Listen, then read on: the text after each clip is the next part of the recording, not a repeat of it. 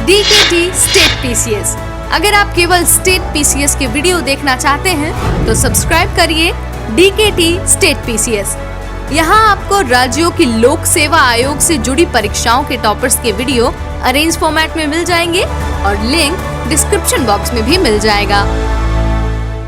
नमस्कार दोस्तों, मेरा नाम ललित वैरागी है। मैं गुना जिले के रुठियाई का निवासी हूँ। अभी हाल में ही आया मध्य प्रदेश राज्य सेवा परीक्षा परिणाम 2019 के तहत मेरा जो चयन है वो पुलिस उप अधीक्षक अर्थात DSP के पद पर हुआ है। आज मैं आपके सामने प्रस्तुत हुआ हूँ मेंस की रणनीति को लेके कि किस तरीके से हम हमारी मेंस की रणनीति को और बेहतर दिशा प्रदान कर सकते हैं। जैसा कि आपको विदित है कि 17 दिसंबर को होने वाली प्रारंभिक परीक्षा के बाद अब उसकी जो मुख्य परीक्षा है वो मार्च में प्रस्तावित है। तो ऐसी परिस्थितियों में एक स्टूडेंट होने के नाते, चूँकि मैंने मध्य प्रदेश राज्य सेवा की मुख्य परीक्षा को 2 बार उत्तीर्ण किया हुआ है, क्रमशः 2019 और 2020 में, साथ ही साथ 2021 में मेरा साक्षात्कार है और 2022 का जो मुख्य परीक्षा होने वाली है उसमें मैं शामिल होने वाला हूं। तो ऐसी परिस्थितियों में एक विद्यार्थी होने के नाते कई यक्ष प्रश्न सामने खड़े हो जाते हैं कि हम किस तरीके से मुख्य परीक्षा की तैयारी करें। तो मैं आपको सिलेबस वार जो यूनिट वाइज बिंदु हैं, साथ ही साथ किस तरीके से हमें नोट्स प्रिपेयर करने चाहिए, किस तरीके से आंसर राइटिंग करनी चाहिए और साथ ही साथ हमारी एक सटीक रणनीति क्या हो सकती है जिससे हम कम समय में अच्छा सिलेबस कवर करें और साथ ही साथ रिवीजन को भी समय दे पाए। तो चलिए मैं आपको शुरुआत करता हूं। सबसे पहले, जैसा कि आपको पता है कि इस परीक्षा में 6 पेपर होते हैं।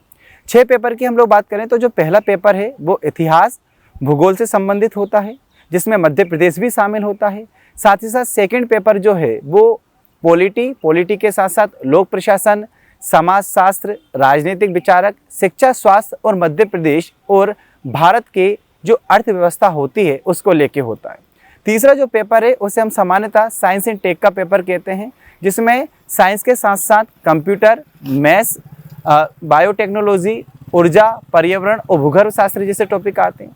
अब ये तीनों पेपर मैंने आपको बताए हैं, ये बेसिकली 300 मार्क्स के होते हैं, अर्थात प्रत्येक पेपर का जो अवधि है वो 3 घंटे की होती है और साथ ही साथ 300 मार्क्स के होते हैं, जिसमें पहला और दूसरा पेपर 150 अर्थात 150 मार्क्स में बटे हुए होते हैं। चौथा पेपर दार्शनिक मनोविज्ञान के अंतर्गत आता है, जिसे आप सामान्यतः एथिक्स का पेपर बोलते हैं और ये पेपर 200 मार्क्स का होता है। 5वां पेपर जो होता है वो हिंदी का पेपर है और हिंदी के पेपर के बाद छठा पेपर 100 मार्क्स का होता है, वो निबंध का पेपर है। देखिए मित्रों, सबसे महत्वपूर्ण यह है कि जब आप मेंस की तैयारी कर रहे होते हैं, चूंकि प्रारंभिक परीक्षा फैक्चुअल नॉलेज पर आधारित होती है, वहीं मुख्य परीक्षा जो होती है वो कॉन्सेप्चुअल और साथ ही साथ आंसर राइटिंग बेस्ड होती है। अर्थात आपको न केवल सिलेबस को अच्छे तरीके से समझना है, कॉन्सेप्ट्स बनाना है, याद करना है, बल्कि उसी मात्रा में, उसी अनुपात में आपको आंसर राइटिंग प्रैक्टिस भी करनी होती है, जो आप टेस्ट सीरीज के माध्यम से कर सकते हैं।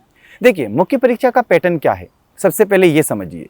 हम यहाँ पर देख पाते हैं कि जो 3 मार्कर हैं वो 15 प्रश्न पूछे जाते हैं, 5 मार्कर जो हैं वो 10 प्रश्न पूछे जाते हैं, साथ ही साथ 11 मार्कर जो है वो 5 प्रश्न पूछे जाते हैं। अगर मैं आपको संक्षिप्त में बताने का प्रयास करूँ तो जो 3 मार्कर है वो आपको 1 से 2 लाइन में लिखने होते हैं, 5 मार्कर आपको 8 से 9 लाइन में लिखने होते हैं और साथ ही साथ 11 मार्कर जो है वो आपको 2 पेज में लिखने होते हैं। इसका तात्पर्य क्या है?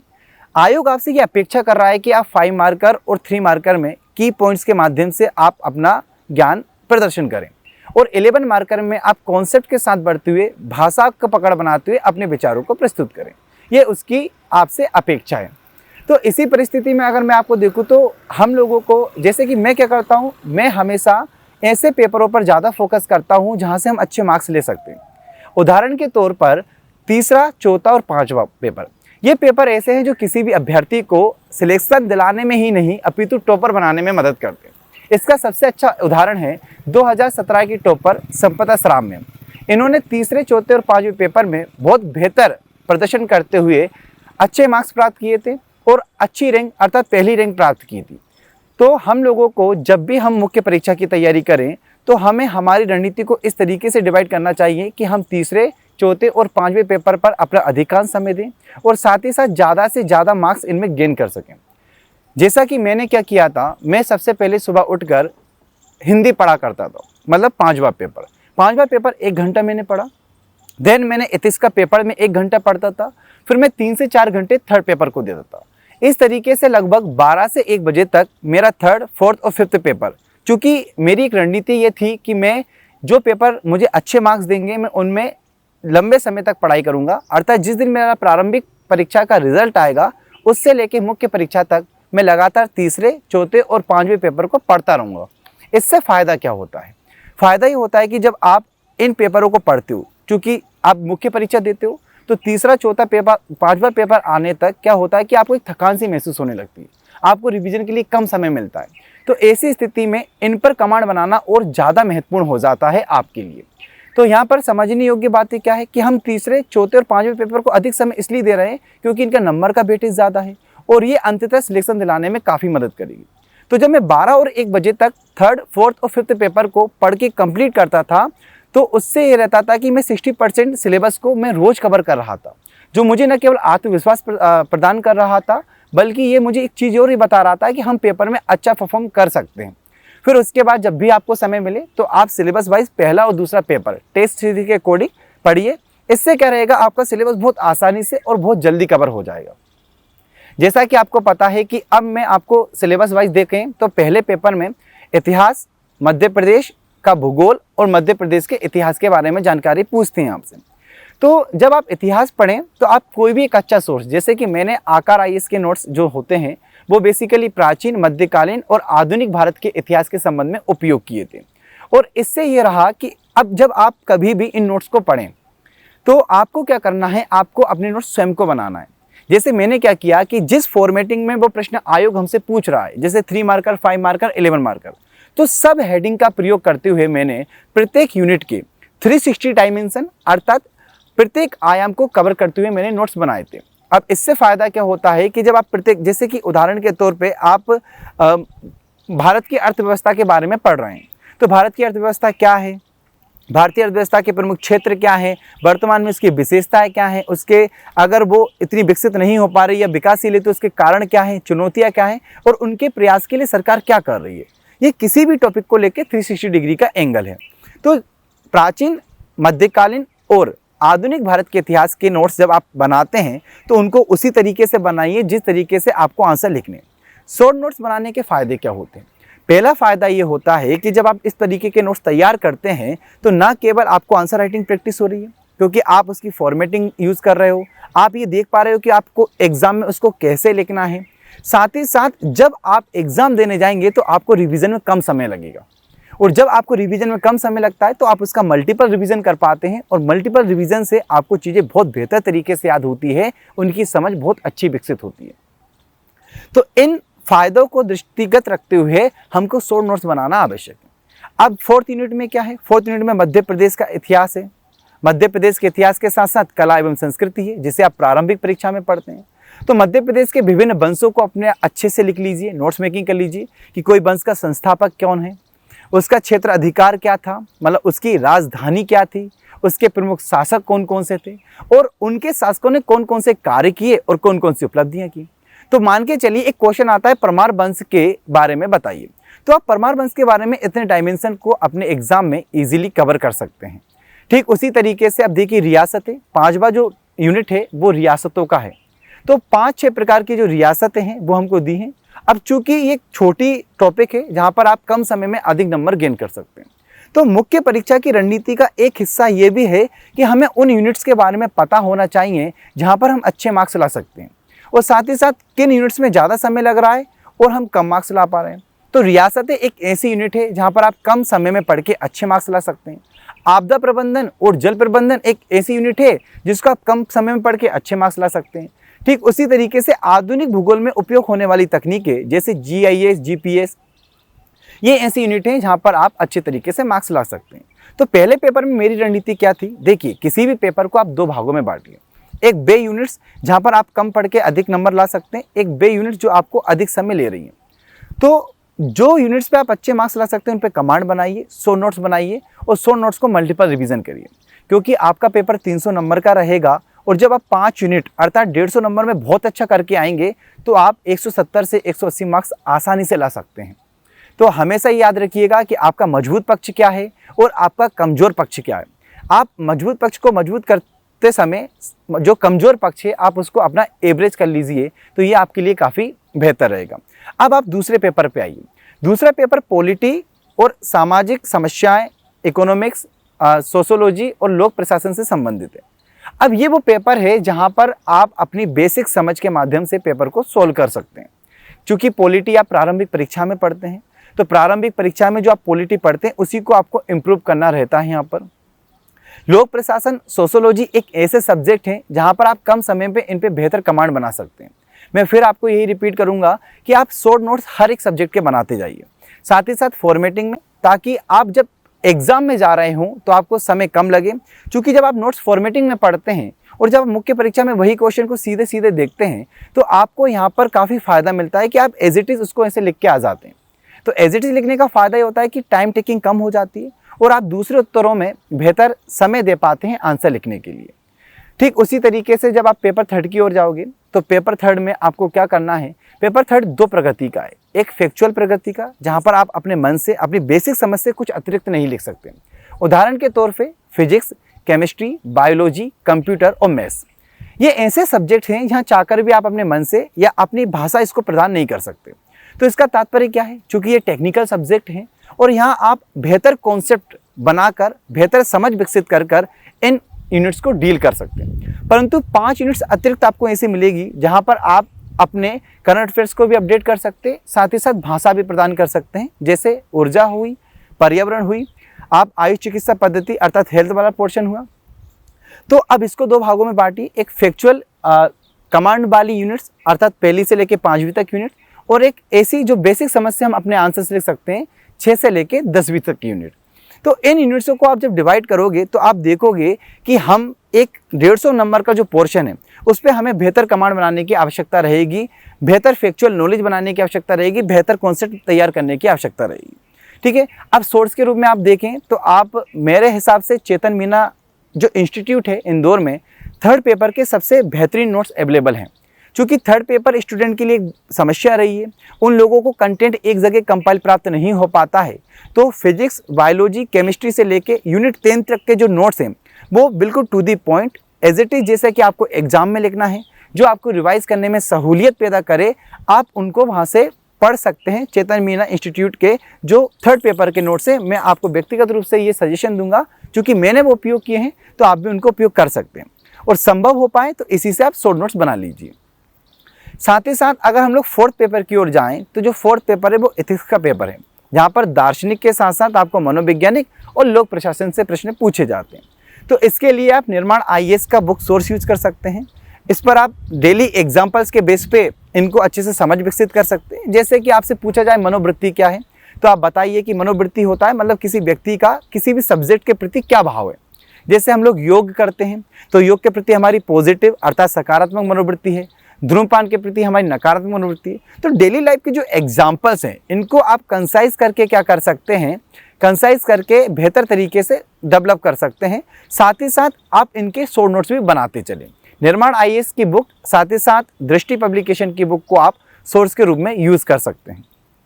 फिफ्थ पेपर जो मुझे लगता है बहुत अच्छा पेपर है, इसमें आप अच्छे मार्क्स बेहतर तरीके से ला सकते हैं, तो मैं व्यक्तिगत रूप से आपको सजेशन दूंगा कि आप कुसुमलता श्रीवास्तव मैम की जो बुक आती है हिंदी की, वो 5वें पेपर में आप उपयोग कर सकते हैं। अब इसको भी आप दो भागों में बांटिए, एक आता है आपको 3 मार्कर, दूसरा आता है आपको 2 मार्क्स या 1 मार्कर के प्रश्न। तो इसमें 2 पोर्शन है, एक समझ वाले जहां आपको परिभाषाएं तैयार करनी है। तो मैं व्यक्तिगत रूप में आपको ये सलाह दूंगा कि आप 100 से 150 परिभाषाएं तैयार कर लीजिए हिंदी की, जो आपको 3 मार्कर में काफ़ी कमांड बनाएगी। साथ ही साथ जो रटने वाला पोर्शन है जैसे विलोम हो गया, पर्यायवाची, पारिभाषिक शब्द, इनको आप डेली बेसिस पे याद करिए, क्योंकि जब एग्जाम पास में आएगा तो आपके पास समय कम रहेगा। क्योंकि समय काफ़ी कम है तो ऐसी परिस्थिति में आप रिवीजन नहीं कर पाएंगे। तो जहाँ पर हमको ज़्यादा रिवीजन लगता है उनको पहले ही अच्छे तरीके से तैयार कर लीजिए, और विलोम, पर्यायवाची, पारिभाषिक शब्द, लोकोक्ति, मुहावरों को उनको बार बार पढ़िए, और परिभाषाओं को 100 से 150 जो परिभाषा है उनको एक शॉर्ट नोट्स के माध्यम से कॉपी में लिख लीजिए, जैसा कि आपको मेंस एग्जामिनेशन में लिखना है। उदाहरण के तौर पे आप इस तरीके से समझिए, जैसे अनुप्रास अलंकार को परिभाषित कीजिए, ये आपका क्वेश्चन है। यमक अलंकार को परिभाषित कीजिए, तत्सम शब्द क्या है। तो जो पॉइंट्स आप वहाँ पर लिखने वाले हैं, जो परिभाषा आप लिखने वाले हैं, उसको आप अभी ही तैयारी के दौरान ही कॉपी में लिख लीजिए। इससे क्या रहेगा, आपकी जो तैयारी है वो काफ़ी बेहतर होती चली जाएगी। फिर उसका निबंध का पेपर है, चूँकि MPPSC ने निबंध के टॉपिक्स आपको दिए हुए हैं। इस तरीके के निबंध को तैयार करने के लिए जो भी आप टॉपिक्स तैयार कर रहे हैं, पहली बात तो उसका विस्तृत अध्ययन करिए, एक बेसिक समझ विकसित करिए, साथ ही साथ उसके कुछ की पॉइंट्स शॉर्ट में आप लिखते चलिए, ताकि जब आप निबंध का पेपर देने जाएं तो आपके पास पर्याप्त कंटेंट हो और उन की पॉइंट्स का विस्तार करके आप लिख पाएँ। अब मैं आपको कुछ सोर्सेज के बारे में बता देता हूं जिनको पढ़ के आप एक बेहतर तैयारी कर सकते हैं। जैसा कि मैंने आपको बताया कि इतिहास का जो सोर्स है वो आकार IAS के नोट्स काफ़ी बेहतर हैं और उन नोट्स के माध्यम से आप 100 नोट्स तैयार कर लीजिए। आर्ट एंड कल्चर जो कि मध्य प्रदेश का है, साथ ही इतिहास के लिए है, आप उसको परीक्षा धाम से तैयार कर सकते हैं। रियासतों को आप अभियांश इंस्टीट्यूट के जो नोट्स हैं आप उससे तैयार कर सकते हैं, या साथ ही साथ निर्माण IAS का सोर्स भी आप इसके लिए उपयोग कर सकते हैं। मध्य प्रदेश की ज्योग्राफी के लिए आप निर्माण IAS का सोर्स यूज़ करिए। आप वर्ल्ड ज्योग्राफी और इंडियन ज्योग्राफी के लिए आप शुभम गुप्ता के जो नोट्स हैं, शुभम गुप्ता सर के जो नोट्स हैं, आप उनका उपयोग कर सकते हैं। आपदा और जल प्रबंधन के लिए आप निर्माण IAS का यूज़ कर सकते हैं। साथ ही साथ GIS GPS टेक्निक के लिए भी आप निर्माण IAS के सोर्स का उपयोग कर सकते हैं। ठीक उसी तरीके से सेकेंड पेपर में अगर मैं बात करूँ तो आप पॉलिटी के लिए, साथ ही साथ लोक प्रशासन के लिए और सोशोलॉजी अर्थात समाजशास्त्र के लिए आप सिविल जॉब्स के नोट्स पढ़ सकते हैं। इनसे आप अपने नोट्स बना सकते हैं। ये नोट्स आपको बेहतर दिशा प्रदान कर सकता है। इंडियन इकोनॉमिक्स के लिए भी मैं सजेशन दूंगा कि आप सिविल जॉब्स के नोट्स यूज़ कर सकते हैं। आप लोग मध्य प्रदेश की जो अर्थव्यवस्था है उसके लिए निर्माण IAS का सोर्स आप यूज़ कर सकते हैं। साथ ही साथ हेल्थ और जो शिक्षा वाला पोर्शन है उसके लिए भी आप निर्माण IAS का सोर्स यूज़ कर सकते हैं। ठीक उसी तरीके से मैं आपको पहले ही बता चुका हूं कि पेपर थर्ड में आप लोग चेतन मीना इंस्टीट्यूट के नोट्स यूज़ कर सकते हैं। फोर्थ पेपर में आप दृष्टि IAS और निर्माण IAS के नोट्स यूज़ कर सकते हैं। और फिफ्थ पेपर में आप कुसुमलता श्रीवास्तव मैम के नोट्स आप यूज़ कर सकते हैं। अब देखिए, मैं आपको पहले भी बता चुका हूं कि हमारी जो रणनीति होती है उसमें आंसर राइटिंग का एक महत्वपूर्ण योगदान होता है। आंसर राइटिंग को आप सबसे पहले नोट्स मेकिंग के माध्यम से धार दीजिए, क्योंकि जब आप नोट्स मेकिंग रोज़ करते हैं, जब आप 1.5 से 2 घंटे रोज़ लिखते हैं तो मतलब आपका हाथ रोज़ चल रहा है। और जब आप अपना हाथ रोज़ चलाते हैं तो आपको ये आवश्यकता नहीं होती कि आप हफ्ते में एक टेस्ट लिखें। मैं यही करता था, मैं 2 से 3 घंटे नोट्स मेकिंग रोज़ करता था और जो नोट्स मेकिंग होती थी वो बिल्कुल जैसा कि हमको मेंस परीक्षा में लिखना है। उदाहरण के तौर पे झंडा सत्याग्रह में लिख रहा हूँ, तो झंडा सत्याग्रह इंट्रोडक्शन दिया मैंने एक लाइन का, फिर उसके बाद मैंने बताया ये कब शुरू हुआ, ठीक है, इसका स्थान क्या था, इसके नेतृत्वकर्ता कौन कौन से थे, इसके कारण क्या थे, फिर मैंने घटनाक्रम लिखा और साथ ही साथ इसके क्या परिणाम हुए ये बताते हुए मैंने निष्कर्ष लिखा। तो चूंकि ये नोट्स मेकिंग में मैंने उपयोग किया, अब सेम प्रश्न मान के चलिए आपसे झंडा सत्याग्रह एग्जाम में पूछ लें तो आपको कुछ इसी तरीके से वहाँ पर लिखना है। तो मतलब क्या हुआ, अब जैसे आपको एक बात और बताता हूँ कि जैसे 3 मार्कर, अब हमको पता है कि मनोवृत्ति वो आपसे पूछ सकते हैं 3 मार्कर में, तो मनोवृत्ति को भी आप नोट्स में एज इट इज लिख लीजिए। जैसे मनोवृत्ति क्या है, किसी भी मनोवैज्ञानिक विषय के प्रति उपस्थित सकारात्मक या नकारात्मक भाव। फिर आपने उदाहरण दिया जैसे योग के प्रति सकारात्मक मनोवृत्ति, और तीसरा पॉइंट आपने लिखा कि इसके 3 घटक हैं, संज्ञानात्मक, भावनात्मक और व्यवहारात्मक। तो जब आप ये एज इट इज चीज़ें कहाँ पर डालते हैं, एज इट इज चीज़ें जब आप अपने नोट्स में डालते हैं तो ये आपको आंसर राइटिंग करवा रही है। और यही आंसर राइटिंग जब आप टेस्ट सीरीज ज्वाइन करने के बाद जाएंगे और वहाँ पर लिख के आएंगे तो ये आपको तैयारी को बेहतर दिशा प्रदान करेगी। तो मैं आपसे ये सलाह दूंगा कि आप कम से कम 2 से 3 घंटे, खासकर उन इंपॉर्टेंट यूनिट्स जो कि समय ज़्यादा लेती हैं, उनको शॉर्ट नोट्स बना लीजिए और क्वेश्चन आंसर फॉर्म में 3 मार्कर, 5 मार्कर और 11 मार्कर के फॉर्म में आप नोट्स मेकिंग कर लीजिए। और इन नोट्स मेकिंग के माध्यम से जब आप इनको अच्छे से रिवाइज कर लीजिए तो कोई भी अच्छी टेस्ट सीरीज आप ज्वाइन कर सकते हैं। मैंने व्यक्तिगत रूप से सत्यमेव जयते यूज़ की थी, क्योंकि सत्यमेव जयते में आपको आंसर राइटिंग भी सिखाई गई थी और बताया गया था कि आप किस तरीके से नए क्वेश्चंस को डील कर सकते हैं। तो नए क्वेश्चन को डील करने के साथ साथ मेरी आंसर राइटिंग में काफ़ी इंप्रूवमेंट भी आया था। ये मैंने अपने व्यक्तिगत स्तर पर ज्वाइन की थी। अगर आपको कोई और बेहतर टेस्ट सीरीज नज़र आती है जो आपकी तैयारी को बेहतर दिशा प्रदान कर सकती है तो आप उसको ज्वाइन कर सकते हैं। ठीक है, तो इस तरीके से ये मेरी रणनीति रही है। साथ ही साथ चूँकि मैं पटवारी पद पर भी था तो मैंने अपने जीवन में बैलेंस किया हुआ है चीज़ों को लेके। तो आप सुबह उठ के कम से कम 3 से 4 घंटे अपनी तैयारी को दीजिए, फिर आप अपनी जॉब कीजिए और शाम को आप कम से कम 3 से 4 घंटे समय दीजिए। तो आप निरंतर 6 से 7 घंटे समय देंगे तो आपकी तैयारी बेहतर दिशा में आगे बढ़ेगी। एक चीज़ और मैं आपको बताना चाहूँगा कि यदि अगर आपने ठाना हुआ है कि हमें किसी भी परीक्षा में सफल होना है तो कोई भी समस्याएं, कोई भी चुनौतियां आपके लिए बाधा नहीं बन सकती। आप अपनी तैयारी को निरंतर करते रहिए। एक चीज़ और मैं लास्ट में यही कहूँगा कि तैयारी में सबसे इम्पोर्टेंट है एक बेहतर रणनीति के साथ साथ एक कंसिस्टेंसी। और कंसिस्टेंसी में क्या होता है कि मैं ये नहीं कहता कि आप रोज़ 6 से 10 घंटे रोज़ पढ़िए, पर मैं ये कहूँगा कि आप 5-6 घंटे भी रोज़ पढ़िए, पर रोज़ पढ़िए। क्योंकि वह व्यक्ति ज़्यादा सफल होता है जो नियमित तौर पर अध्ययन कर रहा है, ना कि वो व्यक्ति सफल हो पाता है जो केवल एग्ज़ाम के समय अध्ययन कर रहा है। अंत में जाते जाते मैं एक ही बात बोलूँगा कि आप अपनी तैयारी को बेहतर दिशा दीजिए। आप अपने जो पंख है उससे उड़ान भरिए। हो सकता है कि आपके आसपास के लोग आपके पंखों को कमज़ोर बताएंगे, वो ये भी कहेंगे कि आप ये उड़ान नहीं भर सकते, पर आप पूर्ण समर्पण के साथ, आत्मविश्वास के साथ अपनी उड़ान भरिए और यही कमज़ोर पंखों को एक दिन वो सुनहरे पंख बताएंगे और आपके सम्मान में वो आंखें झुकाएंगे। इसी के साथ बहुत बहुत धन्यवाद।